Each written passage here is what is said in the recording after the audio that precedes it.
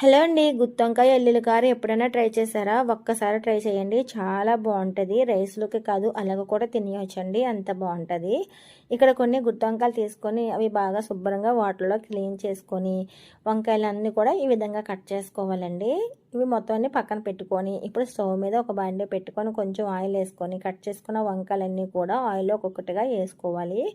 ఇవి బాగా ఫ్రై అవ్వాలండి. ఈలోగా ఎల్లుల్లి కారాన్ని రెడీ చేసుకుందాము. మిక్సీ జార్‌లోకి 2 స్పూన్ ధనియాలు, అర టేబుల్ స్పూన్ జీలకర్ర, 1 స్పూన్ కారం, కొన్ని ఎల్లుల్లిపాయ రేఖలు, కొంచెం చింతపండు, టేస్ట్‌కి సరిపడా సాల్ట్, కొంచెం వాటర్ పోసుకొని గ్రైండ్ చేసుకోవాలండి.